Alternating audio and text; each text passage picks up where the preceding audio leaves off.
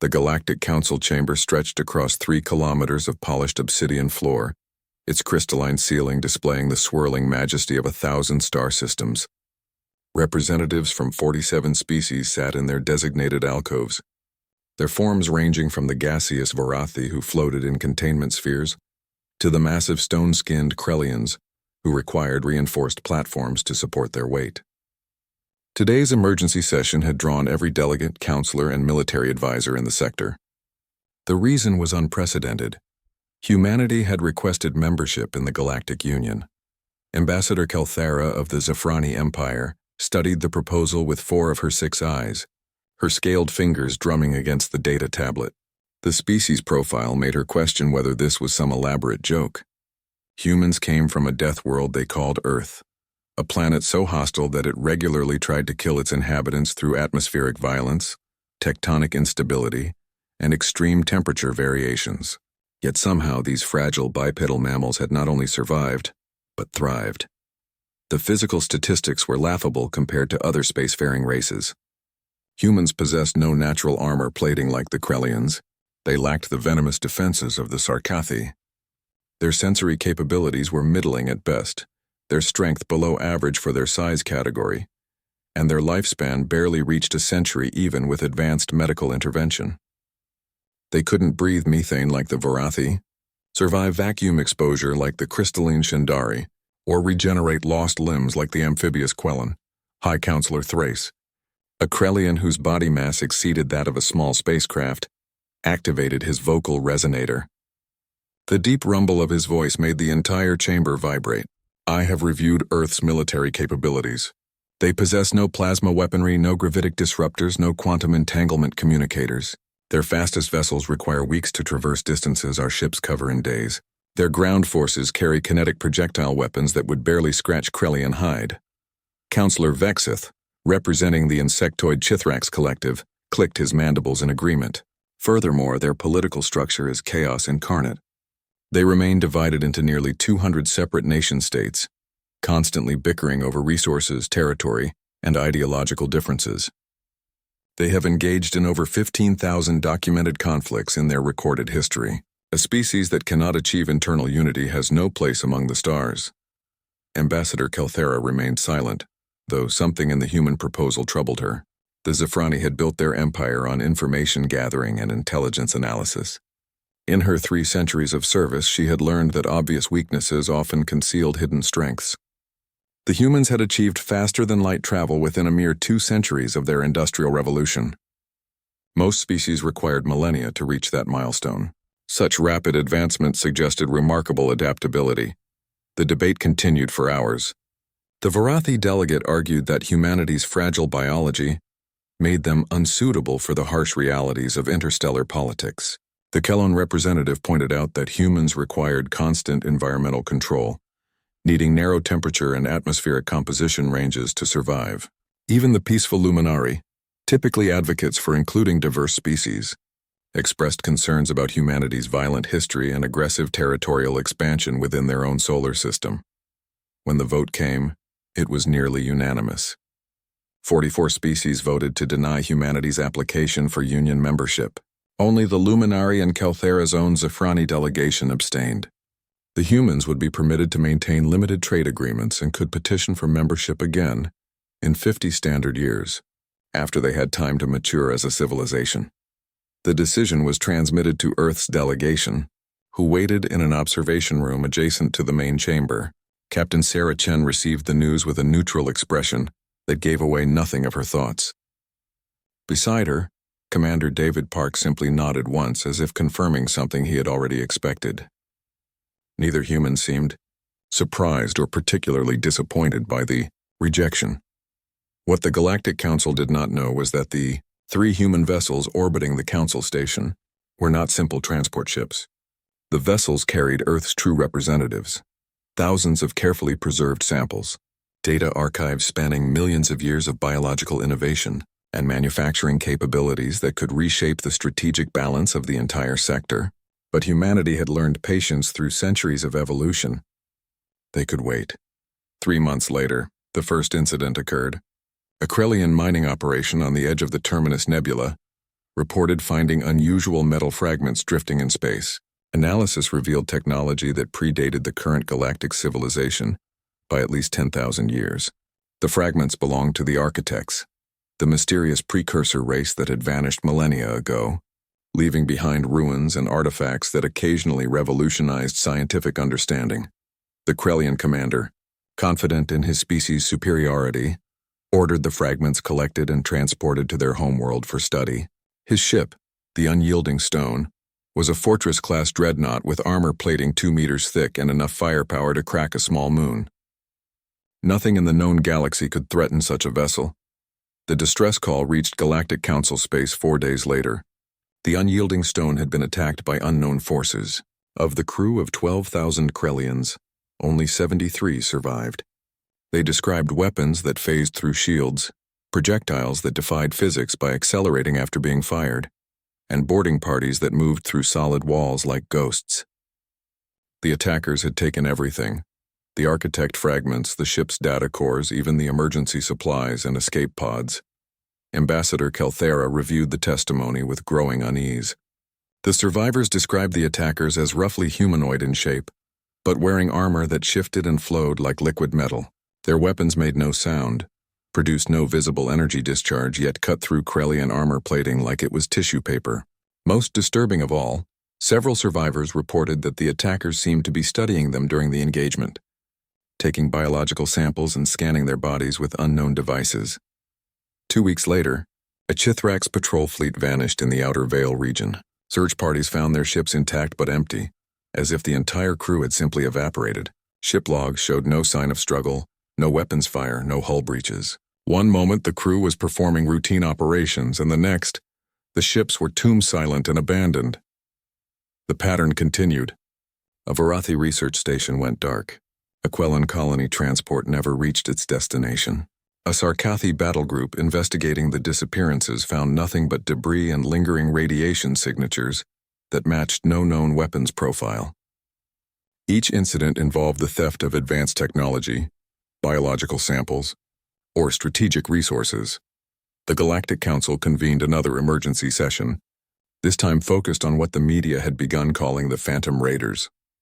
Military analysts presented dozens of theories, each more unlikely than the last. Some suggested a new hostile species from beyond explored space. Others proposed that the architects had somehow returned. A few even speculated about interdimensional invaders or rogue artificial intelligence. Counselor Vexith noticed something the others had missed. He brought up a star map showing all recorded incidents over the past 3 months. The attacks formed a rough sphere with Earth at the exact center. The furthest incident was approximately the distance a human vessel could travel in that time frame, assuming their published specifications were accurate. He voiced his suspicion cautiously, unwilling to sound paranoid without evidence. High Counselor Thrace dismissed the concern immediately. Humans were too weak, too primitive, too divided to pose a threat to established galactic powers. Their weapons were chemical propellants and crude explosives. Their ships were slow and clumsy. The idea that humanity could somehow be responsible for attacks that humiliated the galaxy's most powerful militaries was absurd on its face. Ambassador Kelthera said nothing, but she began a quiet investigation through Zephrani intelligence channels. She wanted to know exactly what humanity had been doing since their rejection from the Union. What she discovered in the classified reports made her scales tingle with a sensation she had not felt in decades. Genuine fear. The humans had not been idle, and they certainly had not been discouraged. They had been preparing, adapting, and most troubling of all, they had been learning everything they could about every species that had voted against them. Captain Sarah Chen stood in the observation deck of the UNSS Prometheus, watching the construction swarm work on the station's outer hull. Thousands of autonomous drones moved in perfect synchronization, assembling modules that would have taken traditional methods years to complete. The station would be operational within 6 months, hidden in a debris field that sensors registered as nothing more than asteroid fragments and radiation interference. She had not been surprised when the Galactic Council rejected humanity's application. In fact, the diplomatic team had expected it. The rejection was built into their strategic projections with 97% confidence. What surprised the galaxy was that humans had a plan for exactly this scenario, and they had begun implementing it before the vote even took place. Commander David Park entered the observation deck carrying 2 coffee containers, the rich aroma cutting through the recycled air.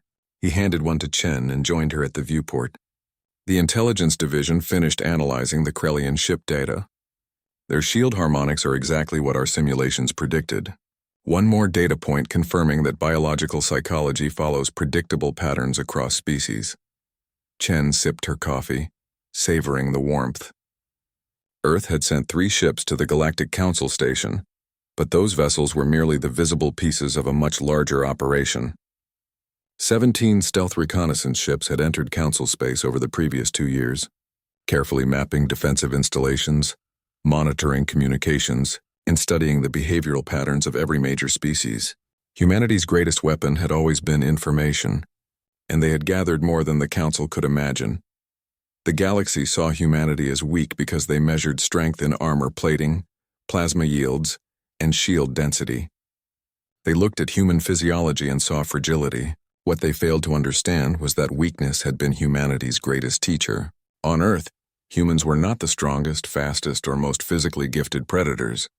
They survived by being smarter, more adaptable, and more ruthlessly efficient than anything else on their planet.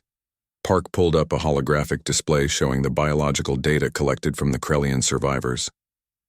The xenobiology teams are making remarkable progress. Krellian nervous systems respond to electromagnetic pulses in the 70 MHz range. It disrupts their motor control without causing permanent damage. We can effectively paralyze one of their warriors with technology that would barely register on their sensors. This was humanity's true advantage. Every species in the Galactic Union had evolved to dominance on their homeworld through physical superiority. Krellians were indestructible. Sarkathi were venomous. Chithrax operated as unified hive minds. They had never needed to develop the kind of strategic thinking that came naturally to humans, because they had never been the underdog in their evolutionary history. Humans, by contrast, had spent millions of years as prey animals who survived by outsmarting creatures stronger, faster, and better armed than themselves. They had learned to study their enemies, identify weaknesses, and exploit them with tools and tactics that evolved faster than any physical adaptation could match. Where other species saw their natural advantages as permanent fixtures, humans saw everything as a problem waiting to be solved. The Phantom Raider operations had multiple objectives.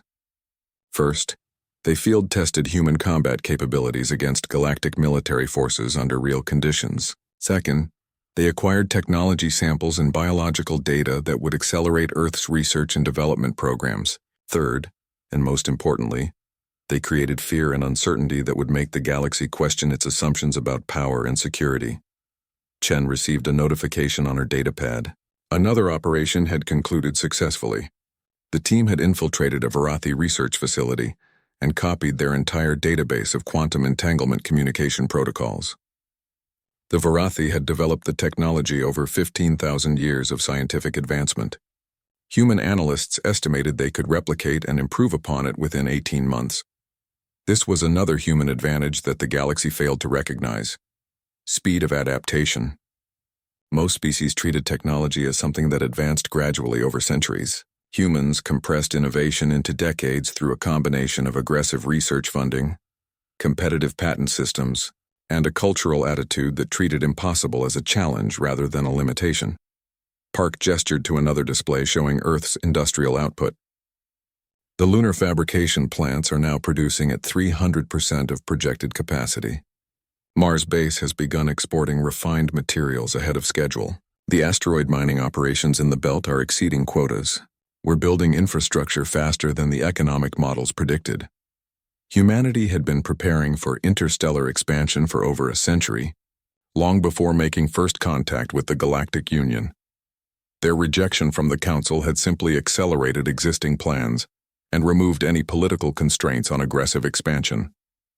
Earth's governments had unified behind a single objective: ensure humanity's survival and dominance in a galaxy that had already shown itself to be hostile to newcomers.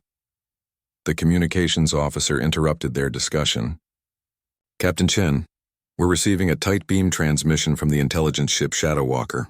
They've identified the location of a luminary archaeological expedition investigating an architect's site in the Kepler sector.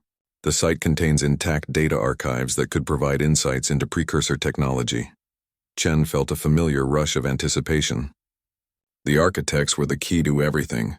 They had built a civilization that spanned the galaxy before mysteriously vanishing 10,000 years ago. Their technology was so advanced that even partially functional fragments could revolutionize scientific understanding. The Galactic Council treated architect sites as precious cultural heritage, excavating them slowly and carefully over decades. Humans had no such patience. They would acquire the archives, analyze them with every tool at their disposal, and implement whatever advantages they discovered. If the Luminari happened to be studying the same site, that was unfortunate but acceptable. Humanity had tried peace and cooperation. The galaxy had rejected them. Now Earth would proceed without permission or apology. Park studied the tactical data. The Luminary expedition has minimal security. They're a peaceful species that hasn't fought a war in over 3 centuries. Their guards are ceremonial rather than functional. We could extract the archives without them even realizing we were there until we're gone. Chen nodded slowly. The Luminari had at least abstained from voting against humanity's application, which placed them in a different category than species like the Krellians or Chithrax. Use non-lethal methods. Extract the archives and leave the Luminari unharmed. Let them report what happened, but make sure they understand we could have killed them all and chose not to. That message will spread. This was psychological warfare at its most subtle. Let the galaxy know that humanity possessed overwhelming capability, but chose to exercise restraint. Create an image of humans as honorable warriors who followed rules even when those rules limited their effectiveness. Make the other species wonder what would happen if humanity ever decided to stop being polite. The operation proceeded exactly as planned. A human infiltration team entered the architect's site using camouflage technology that bent light around their forms, rendering them functionally invisible to luminary sensors. They copied the data archives, took additional biological samples from the luminary researchers to expand Earth's xenological database, and departed without firing a single shot. The entire operation took less than 4 hours. When the luminary discovered the theft, they immediately contacted the Galactic Council. Ambassador Kelthera listened to their report with growing certainty that her worst suspicions were correct.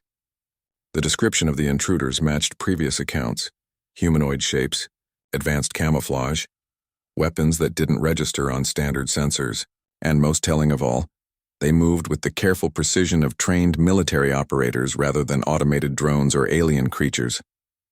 She requested a private meeting with High Counselor Thrace, bringing evidence she had compiled over the past months. Sensor logs, communication intercepts, eyewitness testimony, and most damning of all, tactical analysis that showed every attack targeted specific objectives with minimal collateral damage. This was not random piracy or alien invasion. This was a coordinated intelligence operation conducted by a sophisticated military force. Thrace reviewed her evidence with visible skepticism. His massive form shifted uncomfortably in his reinforced seat. You're suggesting that humans, a species we rejected from Union membership 3 months ago, have somehow become the greatest military threat in the sector. You're saying that these weak, fragile mammals with primitive technology have been systematically humiliating our most powerful species. Ambassador, I respect your intelligence work, but this theory requires evidence beyond correlation. Kelthera had anticipated his objection. She pulled up a comparative analysis showing human territorial expansion over the past 5 years. Earth had established 17 new colonies and 43 mining operations in Systems EE. Dr. Elena Martinez stood in the xenobiology laboratory, aboard the research vessel Darwin's Legacy, examining a Krellian tissue sample under a quantum microscope. The cellular structure was fascinating in its complexity, with redundant systems that made the species nearly indestructible by conventional standards. But every biological system had vulnerabilities, and humanity had become exceptionally skilled at finding them. She adjusted the microscope parameters, focusing on the neural pathways that connected the Krellian stone-like skin to their central nervous system. The connections relied on specialized proteins that transmitted electrical signals through crystalline structures embedded in their bodies. Those proteins responded to specific electromagnetic frequencies in ways the Krellians themselves had never studied, because they had never needed to weaponize their own biology. Humanity, on the other hand, had been weaponizing biology since their first ancestors learned to poison arrow tips with toxic plants. They understood that the strongest armor meant nothing if you could attack the systems beneath it. The Krellians thought their skin made them invincible. Humans saw that skin as an evolutionary liability that made them dependent on a single defensive strategy. Martinez compiled her findings into a report that would be distributed across Earth's military research network. Within weeks, engineers would develop weapons specifically designed to exploit Krellian neural pathways. Within months, those weapons would be field-tested. Within a year, the most physically powerful species in the known galaxy would have a new reason to fear combat against human forces. This was happening simultaneously across dozens of research facilities hidden throughout human space. Teams specialized in every major galactic species, studying their biology, psychology, culture, and technology. The data collected from Phantom Raider operations provided invaluable primary source material that accelerated research beyond anything theoretical models could achieve. The Sarkathi, with their venomous fangs and paralytic toxins, had biological warfare capabilities that would terrify most species. Human researchers analyzed their venom and within 3 weeks developed synthetic antibodies that rendered it harmless. They went further, engineering a counter-agent that turned the Sarkathi's own toxin production against them, causing their venom glands to swell painfully and eventually rupture if left untreated. The Chithrax operated as hive minds, with individual drones sacrificing themselves without hesitation for the collective good. Most military strategists saw this as an insurmountable advantage. Human psychologists saw it as a catastrophic vulnerability. Disrupt the Queen's command signals, and entire Chithrax armies would become paralyzed, waiting for orders that would never come. Create false command signals, and you could turn Chithrax forces against each other without firing a shot. The Vorathi, who existed as gaseous entities within containment suits, seemed impossible to harm with conventional weapons. Human materials scientists developed a polymer that could breach their containment vessels and react with their gaseous forms, forcing them to solidify into vulnerable crystalline structures. What the galaxy saw as an alien biology beyond physical interaction, humans saw as a chemistry problem waiting to be solved. Every species had evolved to survive in their specific environment. Humans had evolved to survive anywhere by changing the environment to suit their needs. That fundamental difference in evolutionary strategy meant humans approached problems from angles that other species literally could not conceive. They were not limited by biological determinism because their entire evolutionary history was about transcending biological limitations through technology and innovation. Commander Jackson Webb reviewed the latest intelligence reports in the Tactical Operations Center of Earth's primary military coordination facility, buried 3 kilometers beneath the surface of Luna. The facility coordinated all human military operations across explored space, tracking hundreds of simultaneous missions and managing logistics for an expanding fleet that officially did not exist. The War Room displayed real-time data from surveillance networks that monitored every major Galactic Council installation. Human listening posts intercepted communications, mapped patrol routes, identified supply chains, and built psychological profiles of key military and political leaders. The amount of information flowing into Earth's intelligence apparatus exceeded the total data output of most galactic civilizations.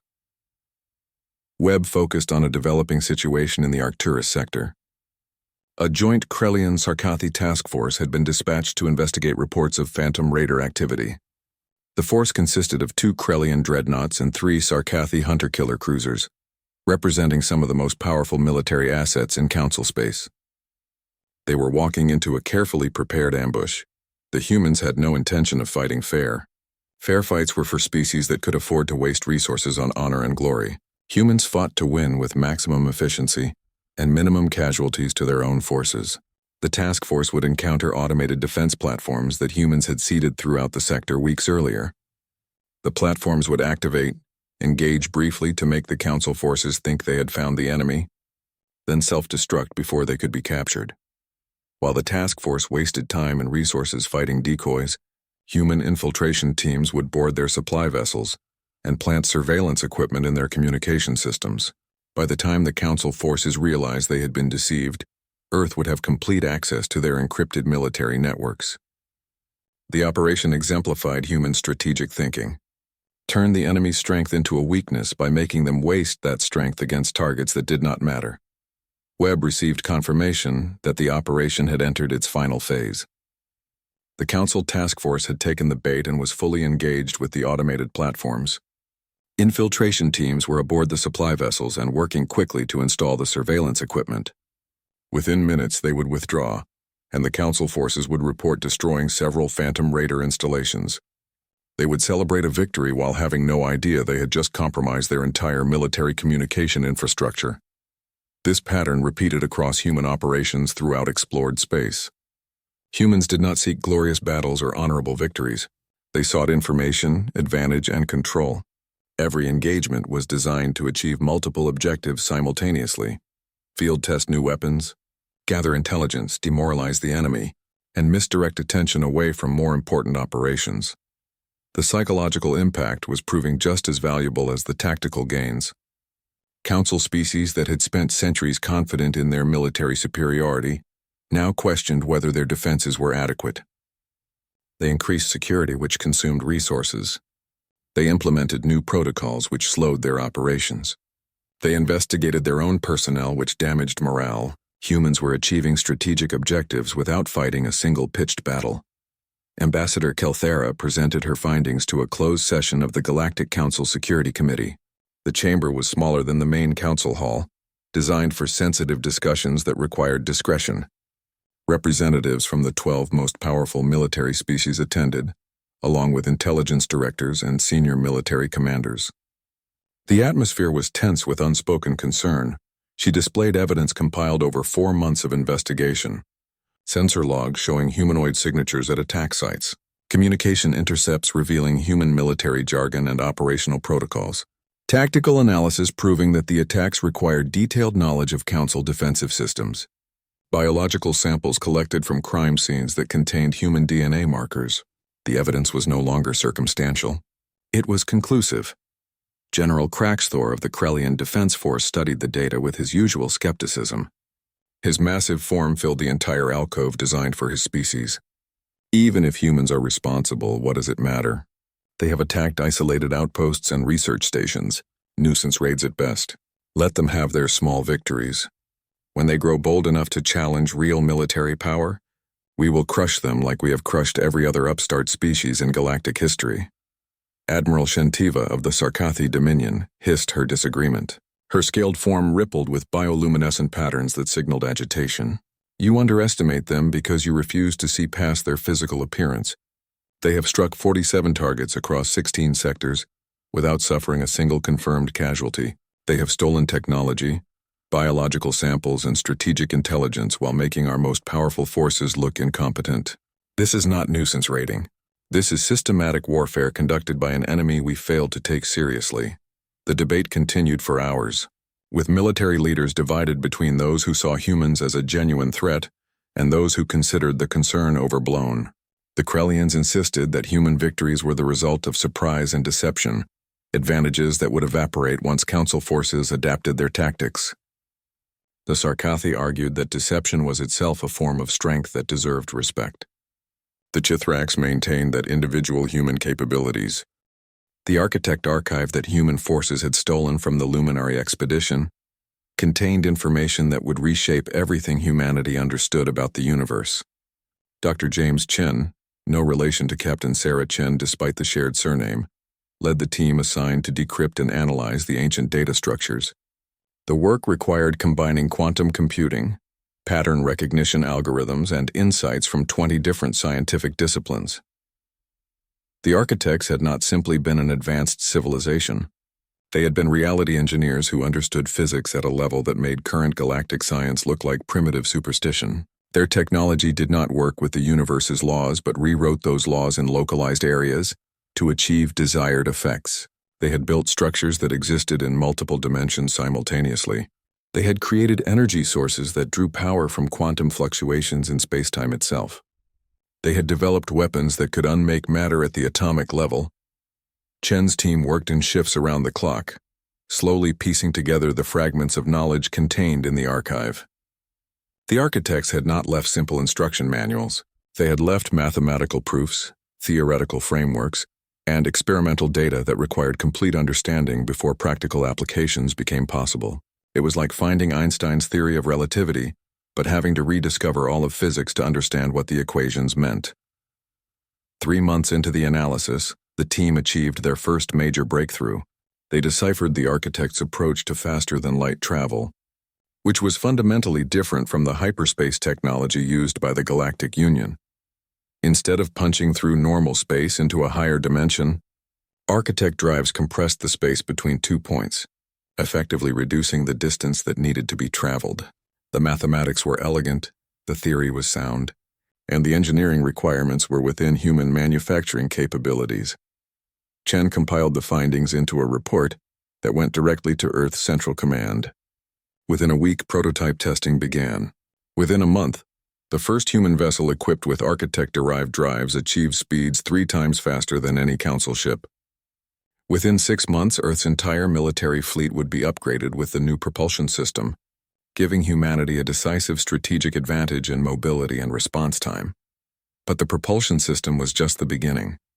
The archive contained weapons designs, shield technologies, and manufacturing techniques that would revolutionize every aspect of human military capability. The architects had fought wars against unknown enemies across the galaxy, and their military technology reflected millions of years of evolutionary development. Humanity would compress that development into a single decade. Captain Sarah, Chen received the preliminary reports about the architect technology while overseeing the construction of humanity's first true battle station. The station was not hidden in a debris field like previous installations.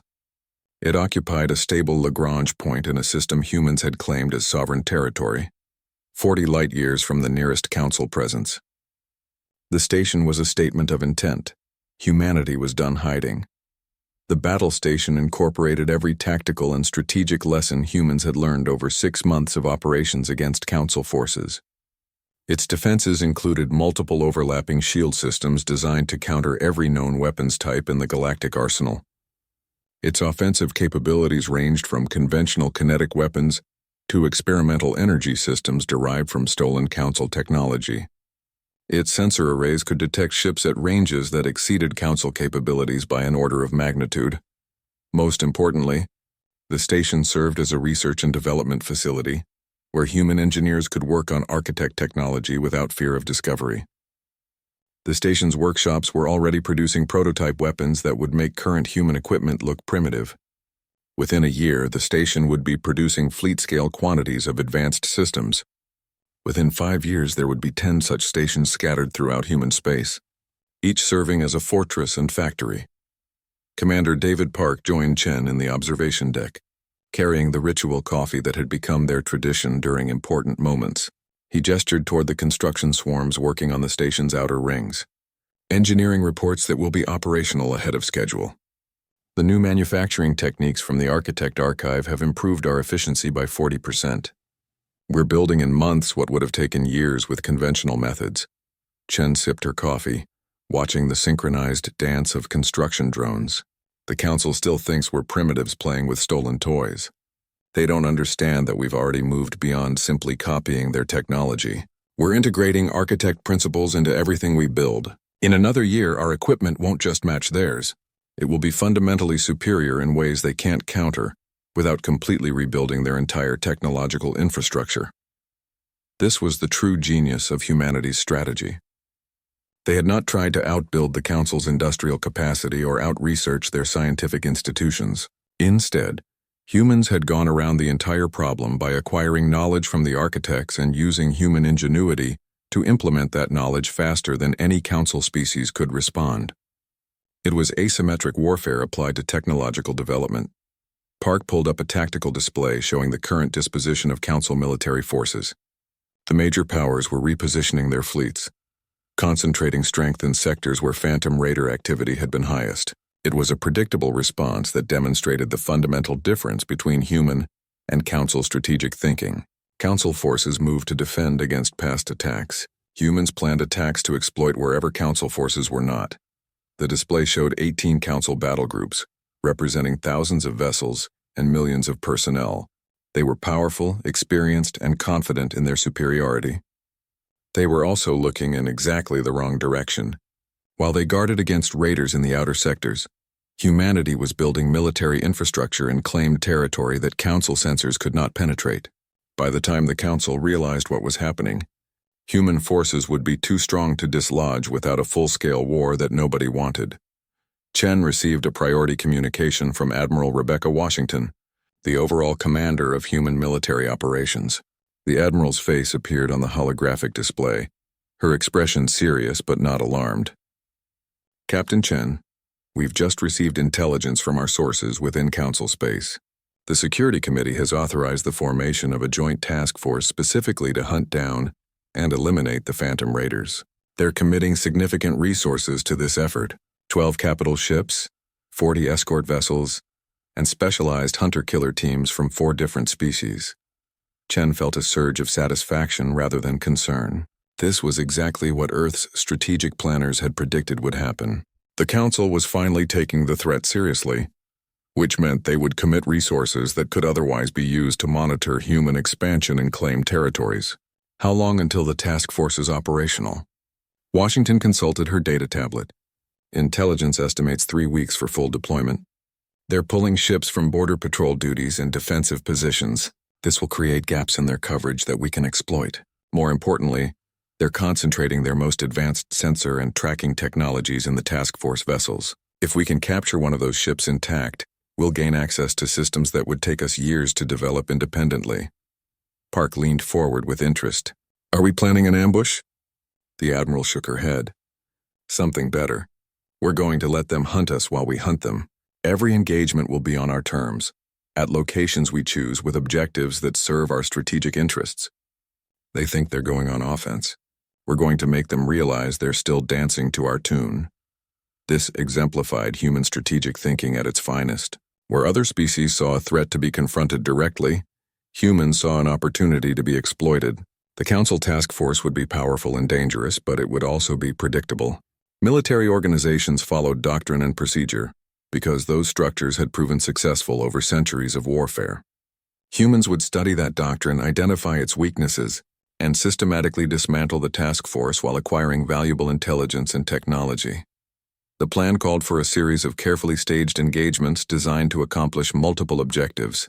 First, draw the task force into a sector where human forces had prepared the battlefield in advance. Second, engage long enough to test their capabilities and force them to reveal their advanced tracking systems. Third, allow them to achieve minor tactical victories to maintain their confidence while human analysts studied their methods. Fourth, capture one of their ships using techniques they would not anticipate or be able to counter. It would take patience and precise coordination, but humans excelled at both. They had spent millions of years as persistence hunters on Earth, tracking prey across vast distances with nothing but endurance and determination. The captured Swift Razor arrived at a human research facility, hidden in an uncharted system that Council sensors had marked as uninhabitable due to excessive radiation. The radiation was real, but human shielding technology allowed them to operate in environments that other species considered lethal. It was another example of humanity's willingness to adapt to harsh conditions rather than avoiding them. Dr. Elena Martinez led the team assigned to analyze the ship's quantum entanglement sensors. The technology was breathtaking in its sophistication, using principles that human scientists had theorized but never successfully implemented. The Sarkathi had developed the sensors over 8,000 years of refinement, building on foundations laid by even older civilizations. Humans would reverse engineer the entire system in less than 6 months. The captured Sarkathi crew was treated well, given comfortable quarters and medical attention for minor injuries sustained during the boarding action. Human intelligence officers interviewed each crew member extensively, gathering information about Council military protocols, fleet dispositions, and strategic planning. The Sarkathi were professionals who initially refused to provide any information beyond basic identification. That resistance lasted exactly 3 days. Human interrogators did not use torture or coercion. Instead, they used psychology and information manipulation. They showed the Sarkathi crew members evidence of human technological capabilities that exceeded anything the Council possessed. They demonstrated weapons that could penetrate any armor, shields that could deflect any attack, and sensors that could detect any stealth system. They made it clear that humanity was not asking for information out of weakness, but offering the crew a chance to choose which side of history they wanted to be on. Lieutenant Shenikara, the Swift Razor's sensor officer, was the first to break. She was a career military officer who had spent 40 years serving the Sarkathi Dominion with distinction. She had believed completely in the superiority of Council civilization and the rightness of their rejection of humanity's application for membership. Watching human technology in action shattered those beliefs in ways that threats or torture never could. She provided detailed information about Council sensor networks, communication protocols, and military deployment patterns. More importantly, she provided insights into Council psychology and strategic thinking. She explained how Council species viewed warfare as an extension of political negotiation, something conducted with rules and limitations designed to prevent permanent damage to interstellar relationships. The concept of total war, where entire civilizations dedicated themselves to the complete defeat of an enemy, was alien to Council thinking. Humans understood total war intimately. They had practiced it repeatedly throughout their history, from ancient tribal conflicts to the devastating world wars of their industrial age. They knew how to mobilize entire populations, convert civilian industries to military production, and sustain conflict for years or decades if necessary. The Council species fought wars. Humans fought for survival, and survival allowed no half measures or gentlemanly limitations. Ambassador Kelthera received the report about the Swift Razor's capture with a sense of inevitability. She had warned the Security Committee that humans were more dangerous than they appeared. She had explained that humanity's apparent weaknesses concealed adaptive capabilities that made them uniquely threatening. The Council had not listened because they could not conceive of a species being dangerous through methods other than physical superiority. She requested another audience with High Counselor Thrace, this time bringing comparative analysis that could no longer be ignored. The data showed human territorial expansion over the past year. They had claimed 47 new star systems, established 19 new colonies, and constructed military installations throughout a region of space larger than some Council member territories. They had accomplished this while simultaneously conducting military operations against Council forces and reverse engineering stolen technology. Thrace studied the data with visible unease. His confidence in Krellian supremacy had been shaken by months of setbacks and intelligence failures. How is this possible? They should be struggling to maintain their existing holdings while under pressure from our task force. Instead, they're expanding faster than ever. It's as if the military conflict is accelerating rather than hindering their development. Kelthera had spent months studying human history and psychology, trying to understand what made them different from other spacefaring species. She had found the answer in their evolutionary background and cultural development. High Counselor, most species achieve technological advancement during periods of peace and stability. Humans are the opposite. Their greatest technological leaps occur during times of conflict and crisis. War does not slow their development. It accelerates it by forcing them to innovate faster than their enemies can adapt. She pulled up historical examples from Earth's past. The development of nuclear energy, rocket propulsion, computer technology, and countless other innovations had emerged from military research programs. Humans had a cultural pattern of turning weapons research into civilian applications and civilian technologies into military advantages. They were unique in their ability to leverage conflict as a driver of progress, rather than viewing it as an obstacle to development. Thrace absorbed this information in silence, his massive form shifting uncomfortably. What are you suggesting we do? If conflict makes them stronger, do we simply surrender to their expansion, accept their presence in Council space without resistance? Kelthera had been considering this question for months, and the answer frightened her more than the problem itself. I believe we should have granted them Union membership when they applied. They requested peaceful integration into galactic society. We rejected them because we judged them as weak and unworthy. In doing so, we guaranteed they would prove us wrong through the only method available to them: military demonstration of capability. The implications of that statement hung between them. The Galactic Council had created its own worst nightmare by underestimating humanity and forcing them to prove their worth through conflict. If the Council had accepted humans as equals when they first requested membership, humanity might have integrated peacefully into galactic civilization. Instead, the Council had taught humans that strength was the only language the galaxy respected. Admiral Threntok faced a crisis of confidence after losing the Swift Razor. His task force had been specifically assembled to hunt down and eliminate the Phantom Raiders. Instead, he had lost one of his most advanced vessels and dozens of trained personnel. Worse, he had no idea how to prevent similar losses in the future. Every tactical doctrine he had mastered over 2 centuries of military service seemed useless against an enemy that refused to fight according to established rules. He convened a meeting of his senior officers to reassess their strategy. The assembled commanders represented 4 different species, each bringing their own tactical traditions and strategic perspectives. The discussion quickly revealed a fundamental problem. Nobody had any idea how to counter human tactics because those tactics did not follow any recognizable pattern. The Krellian officers advocated for aggressive offensive action, arguing that overwhelming force would eventually prevail regardless of enemy deception. The Sarkathi commanders urged caution, suggesting they needed to understand human capabilities better before committing to major engagements. The Chithrax representatives proposed using swarm tactics that would overwhelm human forces through sheer numbers. Each species approached the problem through the lens of their own military traditions, and none of those traditions provided effective answers. Threntok realized with growing frustration that his force was designed to fight enemies who operated like Council militaries.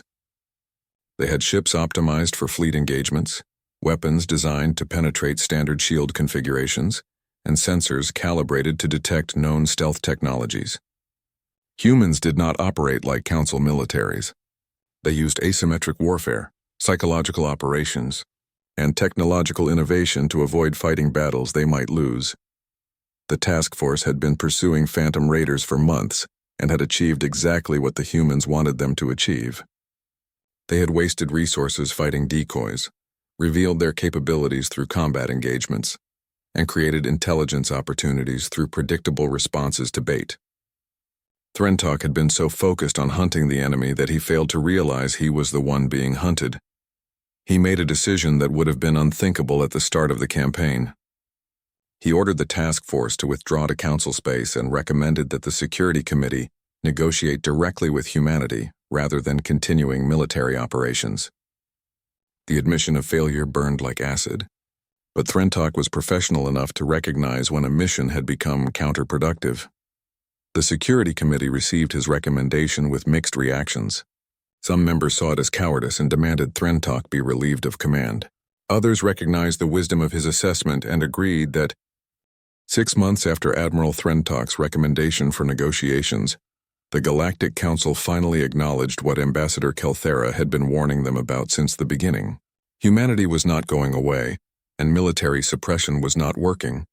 The Security Committee authorized formal diplomatic contact, though they carefully avoided calling it an apology or admission of error.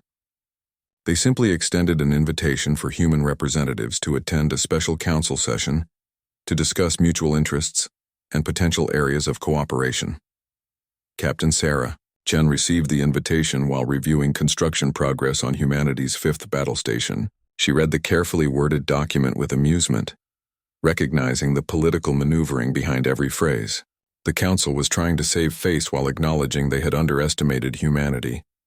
They wanted to open dialogue without admitting their rejection had been a mistake. It was exactly the kind of diplomatic doublespeak that humans had mastered long before achieving spaceflight. She forwarded the invitation to Earth's unified government with her recommendations. Accept the invitation, but do so from a position of unquestionable strength. Send a delegation that demonstrated human capabilities without appearing threatening. Show the Council that humanity was willing to cooperate, but would no longer beg for acceptance or tolerate condescension. Make it clear that humans were attending as equals discussing mutual interests, not as supplicants requesting permission to exist.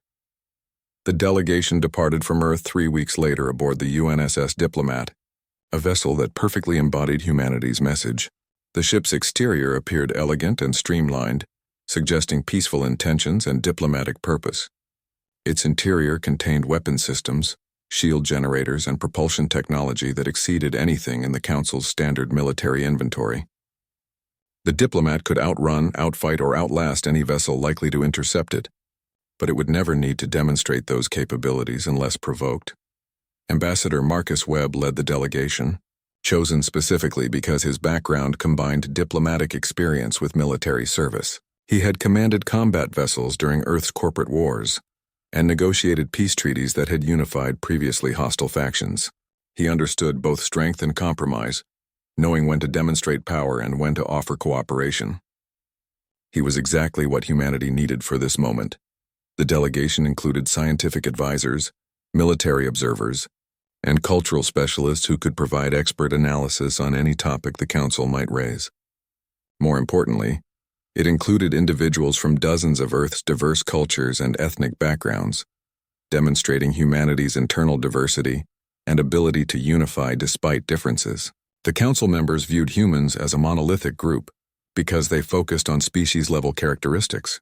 The delegation would show them that humanity's strength came from diversity rather than uniformity. The diplomat arrived at the Council station precisely on schedule, neither early enough to suggest eagerness nor late enough to seem disrespectful. The arrival was calculated to demonstrate competence and confidence.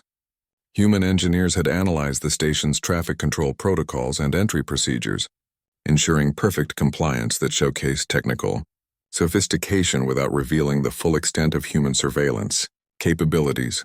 Ambassador Webb and his delegation were escorted to a reception chamber designed to accommodate diverse species requirements. The room could adjust atmosphere, gravity, temperature, and lighting to suit any visitor's needs. It was the impressive display of Council engineering that had taken centuries to develop and refine. Webb noted with private satisfaction that human engineers could now replicate similar environmental controls using technology derived from architect principles and implemented in a fraction of the time. The formal reception included representatives from all major Council species. High Counselor Thrace attended personally, his massive Krellian form dominating one entire section of the chamber. Ambassador Kelthera was present, her Zephrani features neutral but her posture suggesting cautious optimism. Admiral Threntok stood near the military delegation section, his bearing stiff and formal. The assembled representatives watched the human delegation with expressions ranging from curiosity to barely concealed hostility. Webb surveyed the chamber with practiced diplomatic assessment. He recognized the political dynamics at play, the factional tensions between species, and the underlying uncertainty about how to handle humanity's unexpected rise to prominence. He had prepared for this moment throughout the 3-week journey, studying every Council member's background and formulating approaches that would resonate with their psychological profiles and cultural values. High Counselor Thrace opened the proceedings with formal greetings that managed to be simultaneously welcoming and condescending. He spoke of humanity's impressive technological development and expressed Council interest in exploring areas of potential cooperation. He carefully avoided mentioning the Phantom Raider incidents, the captured vessels, or the military operations that had prompted this diplomatic outreach. It was a masterful display of diplomatic fiction that pretended recent history had not occurred. Webb responded with equal formality and careful phrasing. He thanked the Council for their invitation and expressed humanity's desire for peaceful relations with all spacefaring civilizations. He acknowledged that humanity's rapid expansion had created tensions and expressed willingness to discuss frameworks that would prevent future misunderstandings. He never apologized, never admitted wrongdoing, and never suggested that humans were anything other than a sovereign civilization exercising their legitimate rights to explore and colonize unclaimed space. The real negotiations began in smaller working groups over the following days. Human representatives met with Council delegations to discuss territorial boundaries, technology sharing agreements, trade relationships, and military protocols. The discussions were complex and often contentious, with both sides carefully probing for advantages. While avoiding outright conflict, the Council representatives wanted humanity to cease their aggressive expansion and share technology acquired from architect archives. They wanted assurances that humans would respect established territorial claims and follow Council protocols for scientific research and resource extraction. They wanted essentially for humanity to accept subordinate status while gaining nominal recognition as legitimate members of galactic civilization. The human delegation rejected those terms immediately. Webb made it clear that humanity would continue expanding into unclaimed space according to their own assessment of what constituted valid territorial claims. They would share some technology through carefully structured trade agreements, but would not provide unrestricted access to their most advanced capabilities. They would respect Council sovereignty within established borders, but expected reciprocal respect for human territorial claims. They were offering partnership between equals, not subordination to existing power structures. Ambassador Kelthera observed the negotiations with fascination. She had spent months studying human psychology and strategic thinking, but witnessing their diplomatic approach provided new insights. Humans negotiated like they fought, adaptively, pragmatically, and with absolute commitment to their core interests. They were willing to compromise on peripheral issues, but immovable on matters they considered essential to their sovereignty and security. The breakthrough came during a private meeting between Webb and Kelthera, arranged through back channels away from official proceedings. They met in a neutral space, just two diplomats speaking candidly about the situation both sides faced. Kelthera had advocated for accepting humanity from the beginning, and had been proven correct about the consequences of rejection. Webb recognized her as someone who understood human capabilities and might serve as a bridge between human and Council perspectives. Kelthera spoke first, dispensing with diplomatic formality. Ambassador Webb, I need to understand what humanity actually wants. Your delegation rejects subordinate status but has not clearly articulated what alternative arrangement you would accept. The Council cannot negotiate effectively without understanding your ultimate objectives. Webb appreciated the direct approach. What we want is simple: recognition as a sovereign civilization with equal standing in galactic affairs. We want access to shared scientific knowledge, participation in trade networks, and respect for our territorial claims in unclaimed space. We do not want Council oversight of our internal affairs, restrictions on our military development, or limitations on our expansion into regions that no species has legitimate claim to. Kelthera considered his words carefully. What you're describing is essentially full Union membership, with none of the obligations that membership normally entails. You want the benefits of participation without the constraints of Council authority. Webb smiled slightly. What we're describing is how powerful civilizations interact in any realistic political system. The Council's rules apply to weaker species who need protection and structure. Those rules don't apply to civilizations strong enough to defend themselves and pursue independent policies. You know, this is true because Council enforcement of regulations depends entirely on whether the intelligence came from an unlikely source. A Krathic engineer named Veshk had defected after watching human forces liberate his homeworld.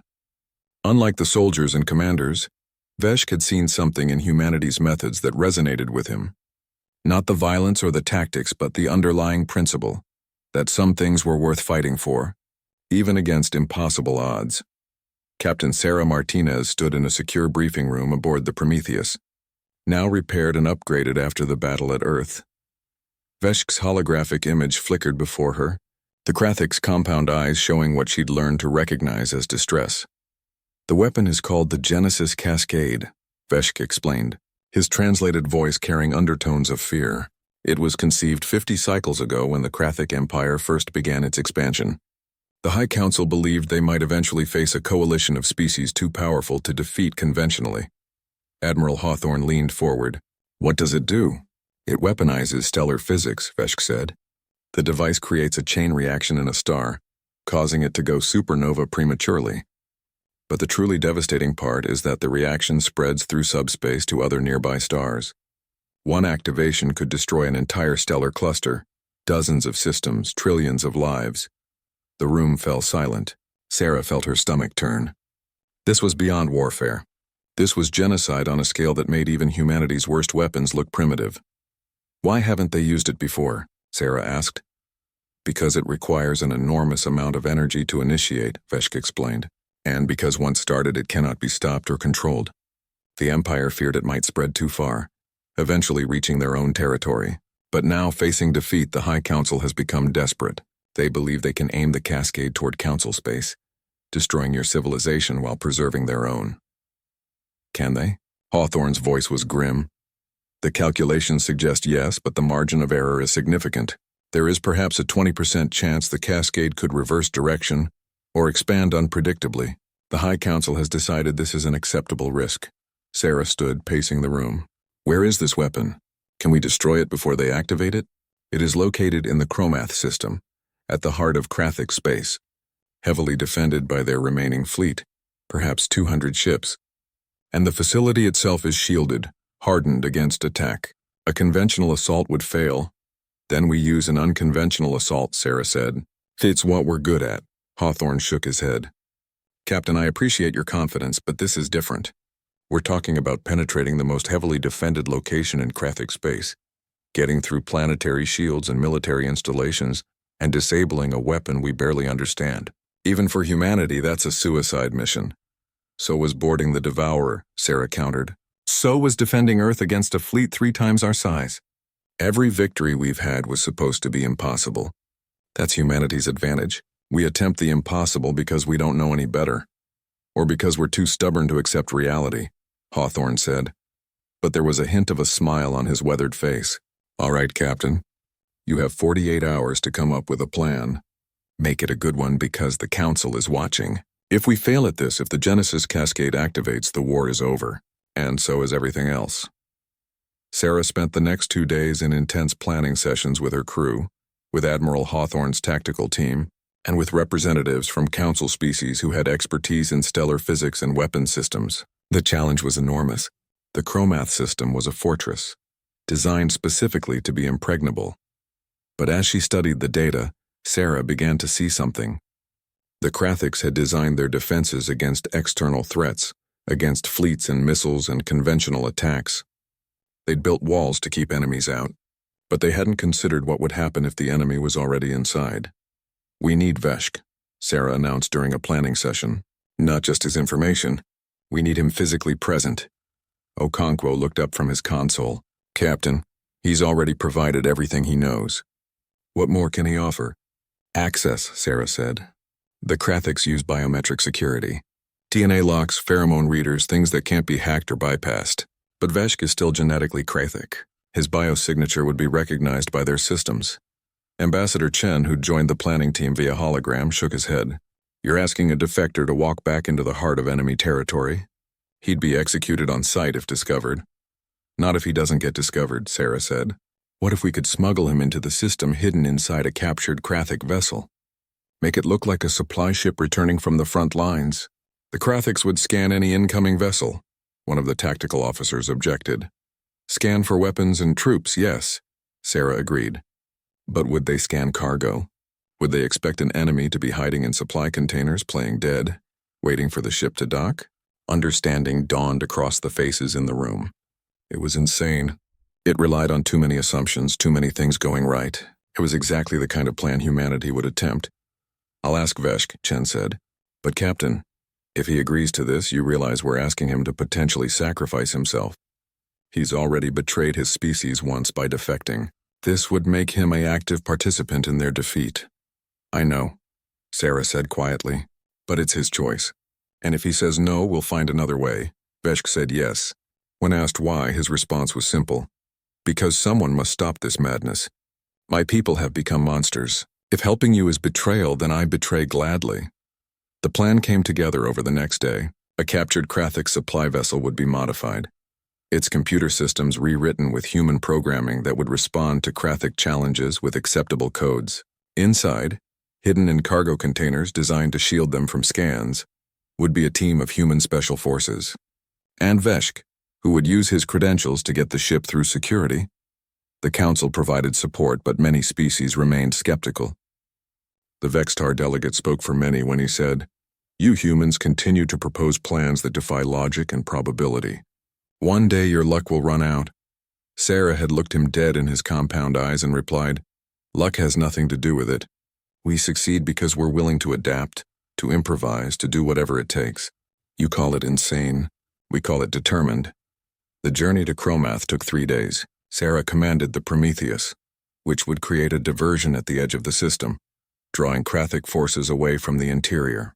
The captured supply ship, designated Operation Final Argument, would make its run during the chaos. As they emerged from jump space, Sarah saw the Krathic defenses for the first time. Hawthorne's report hadn't done them justice. Orbital platforms the size of small moons, defense satellites in layers, creating overlapping fields of fire, and ships, hundreds of them, patrolling in precise patterns. All ships, this is Martinez. Execute the diversion. Make them think we're here to destroy the system. I want every Krathic eye looking at us, not at what's happening behind them. The Prometheus and its escort fleet began their attack, firing on the outer defense platforms. They weren't trying to win. They were trying to be loud, obvious, impossible to ignore. And it worked. Krathic ships responded, converging on the threat. While they were distracted, the supply ship slipped past the outer cordon, broadcasting the proper codes, appearing on sensors as nothing more than routine logistics. Inside the cargo containers, Sarah's Marines waited in forced hibernation pods to minimize their heat signatures. Veshk sat in the pilot's seat, his claws steady on the controls despite the fear radiating from his pheromone glands. He'd programmed the ship's autopilot, but he needed to be ready to manually override if questioned. A challenge came from system control. Supply Vessel 379, your arrival was not scheduled. Explain. Veshk responded in his native language using the formal military cant. Emergency medical supplies for the Genesis facility. Authorization code follows. He transmitted a code he'd memorized from his time as an engineer. It was weeks old, possibly invalid, but it was all he had. Silence. Seconds stretched into minutes. Had they been detected? Were Krathic warships even now moving to intercept? Then acknowledged 379. Proceed to Docking Bay 7. Medical personnel will meet you for cargo transfer. Veshk allowed himself to breathe. They were in. The supply ship docked without incident. Veshk waited for the telltale sounds of the docking clamps engaging, then activated the emergency release on the cargo containers. The Marines emerged, moving with lethal efficiency, neutralizing the Krathic dockworkers before they could raise an alarm. Major Lisa Reeves, commander of the ground team, checked her tactical display. We're inside. No alarms yet. Veshk, lead the way. The Krathic defector guided them through corridors he'd once walked as an engineer. The facility was massive, a combination of military installation and research center. They passed laboratories where Krathic scientists worked on projects they'd never complete. Barracks where soldiers slept, unaware that enemies moved through their home. Reeves had made it clear, minimum casualties. They were here for the weapon, not revenge. Every unnecessary death would make peace harder when this was over.